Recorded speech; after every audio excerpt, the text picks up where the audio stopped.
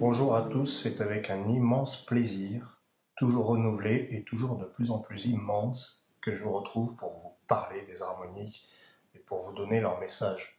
Parce que c'est ça ma passion, c'est ça qui m'anime, c'est de vous parler des harmoniques, de vous donner leurs messages qui sont quand même bienveillants et puis qui vont vous guider dans la mesure du possible. Évidemment, humblement, je vous donne ces messages et puis je vois que d'une certaine manière, ils vous font plaisir à entendre et je pense qu'on a beaucoup de choses à échanger.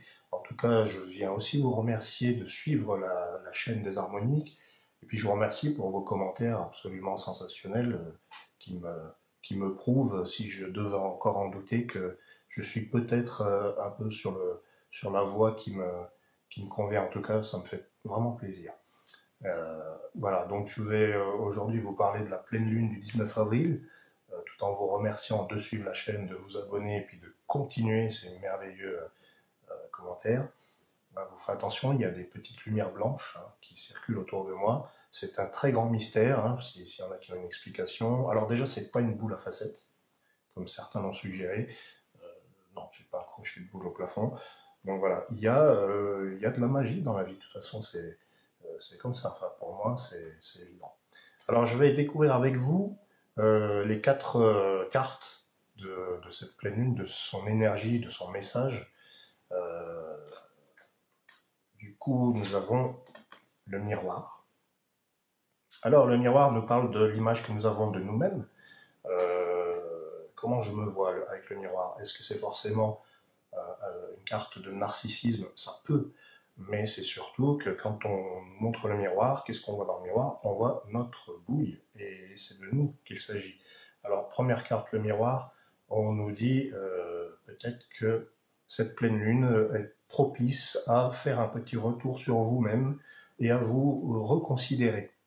Parce que ben, il y a une déconsidération de chacun, de tout un chacun. Quand je croise des gens, je vois qu'il y a un problème de considération de soi.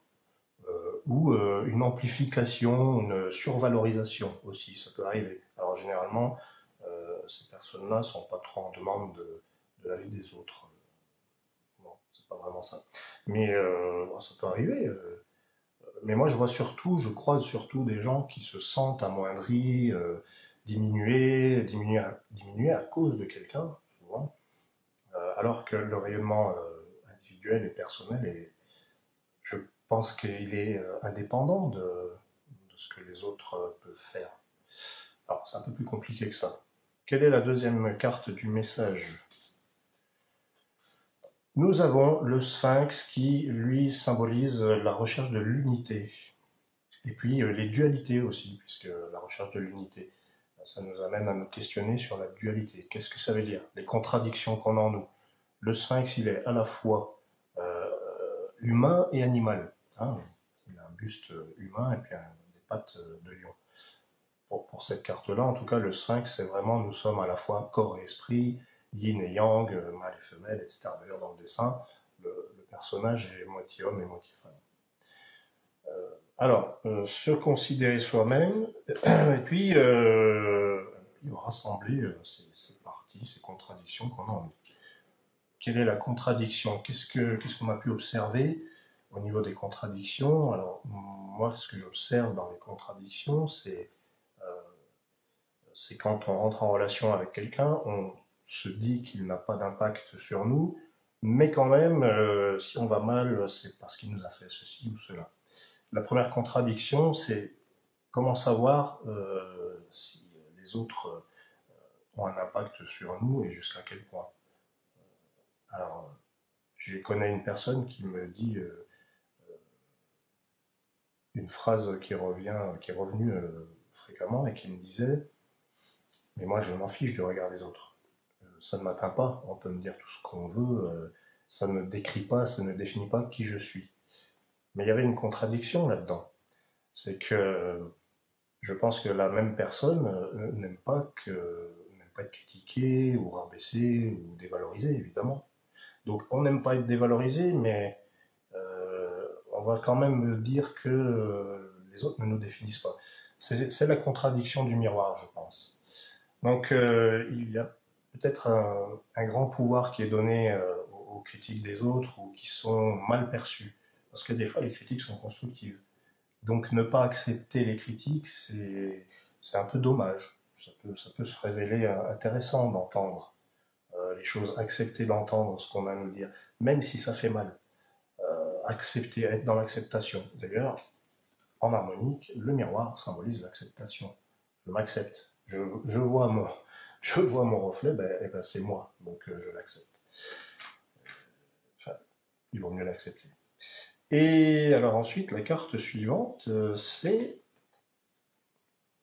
la carte des guides et des protecteurs, la carte La Voix des anges, pour nous rappeler l'importance de cette communication, hein, comme je disais, accepter ce qu'on nous dit, accepter aussi de dire, évidemment, c'est pas unilatéral.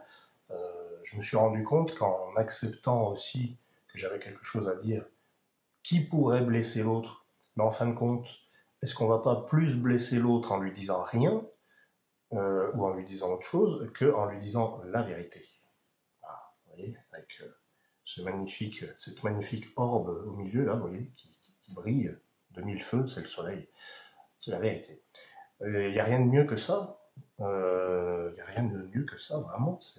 Euh, bah oui, je vais peut-être te faire un peu de mal, mais c'est ça la vérité, c'est ça. Enfin, la vérité de ce que je pense, je ne vais pas jouer un rôle. Il est là aussi le miroir, c'est pas jouer un rôle en fait, c'est d'être conforme, puisqu'on cherche la conformité à ce qu'on est. Donc voilà, ensuite nous avons comme quatrième carte de ce message, eh bien l'aura. L'aura, c'est dans le système des harmoniques, c'est à l'opposé du miroir, c'est-à-dire que ces deux cartes font partie de la même famille, hein, parce que là, le miroir, c'est 16, si c'est un 7, et là, c'est 34, 4 et 3, 7. Donc c'est un jeu des familles, des 9 familles. Vous voyez, ils ont la même tête, plus ou moins. Enfin, en tout cas, il y a le même glyphe au milieu, plus ou moins, toujours. Qu'est-ce que ça veut dire? Ça, c'est l'image que j'ai de moi. Et ça, c'est le regard des autres, parce qu'il est quand même là. Hein, c'est le collectif, là, l'aura. On a une aura, c'est notre énergie qui nous permet d'entrer en relation avec l'énergie des autres. Et puis, des fois, il y a quelqu'un qui rentre dans une pièce et vous ne savez pas pourquoi, vous vous sentez mal à l'aise. C'est son aura, c'est son énergie. Et il y en a comme ça qui vous fichent le plomb alors qu'ils n'ont rien fait, ils vous ont rien dit. Puis il y en a d'autres, c'est tout l'inverse. Ils arrivent et puis ça vous met une patate incroyable. C'est ça, c'est l'effet de l'aura.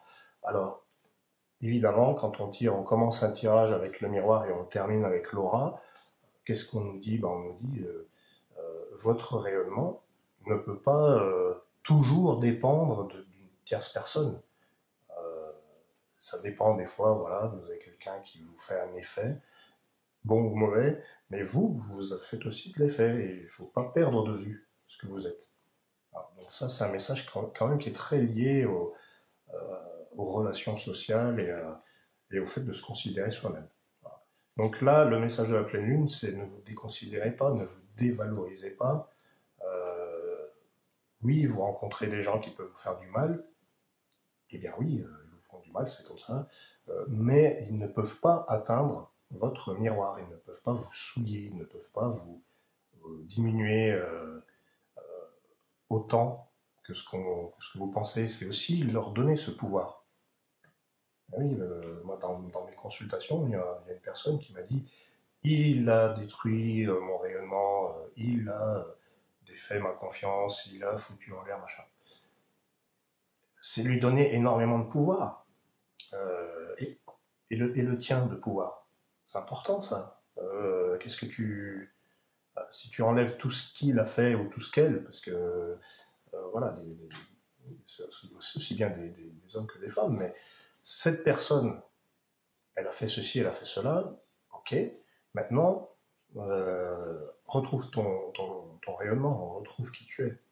Je ne pense pas qu'une personne malveillante ou mal intentionnée ait le pouvoir à ce point de réduire l'énergie de quelqu'un. Ou alors il faut couper les ponts. Et des fois, on ne peut pas. Parce que l'histoire a fait qu'il y a un lien qui doit rester. Pour la carte de synthèse, nous avons la nouvelle ère. Alors, dans quel but ce message du miroir et de l'aura, vers quoi ça nous mène? Eh bien, la nouvelle ère, c'est un nouveau regard.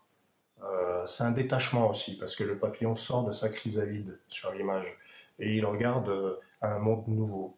Ah, mais ce regard ne peut venir que de lui, en fait, parce que le monde autour de lui change en permanence, finalement. Donc, quelle est la fin du message de cette pleine lune du 19 avril?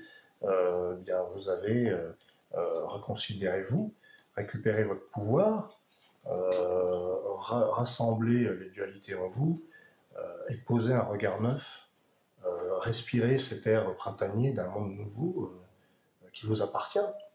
Voilà, le monde vous appartient. On ne peut pas faire de l'ombre à votre rayonnement, on ne peut pas l'étouffer, on ne peut pas l'éteindre. On peut provisoirement parce que vous avez pendant un temps eu des espoirs sur quelque chose, vous avez eu un espoir sur une personne et puis ça vous a anéanti, ça vous a fait du mal. Là, voilà, le message de cette pleine lune, c'est vraiment retrouver votre rayonnement. C'est un moment propice à ça. Et ce qui peut arriver au moment de cette pleine lune, et je parle beaucoup par rapport à ces rencontres un peu nocives de gens qui vont vous manipuler, ces fameux PN dont on parle souvent, il y a quelque chose à comprendre. D'ailleurs, le message, c'est quoi? C'est que si vous êtes tombé dans les griffes de quelqu'un qui vous manipule, c'est que vous êtes quelqu'un de bon. Et il faut revenir à ça, il faut revenir à la base. Parce que deux manipulateurs qui se croisent, ça fait des étincelles et ça casse tout de suite. Ça ne peut pas fonctionner. Donc si vous êtes quelqu'un de bon, vous avez appris à vivre ça dans la part d'ombre, mais restez bon. C'est ça le principal. Il faut rester, garder ce rayonnement, cette lumière d'une personne, une belle personne. Sinon, vous avez aussi le choix et le droit d'être aigri, pourquoi pas. Mais après, c'est un choix. Voilà. L'aura, c'est rayonner. Rayonner de toute votre beauté. Voilà. J'aime beaucoup ce tirage et en tout cas, je vous remercie d'avoir suivi. Et puis, je vous attends pour les prochaines vidéos. Il y aura bientôt les vidéos de mai. Et puis, il y en aura d'autres. Et puis, il y aura encore plein de surprises avec les harmoniques. Vous pouvez me consulter, vous pouvez me demander votre thème de naissance, votre thème annuel, votre thème de couple. Vous pouvez demander des tas de choses, des consultations avec les cartes ou avec la numérologie des harmoniques, qui n'est pas une numérologie traditionnelle. Je parle aussi pas mal de l'astrologie tropicale, donc Bélier, Taureau, Gémeaux, etc. Merci à vous, abonnez-vous et je suis avec vous dans le plus grand des bonheurs et du plaisir absolu. J'ai hâte de vous lire. À bientôt.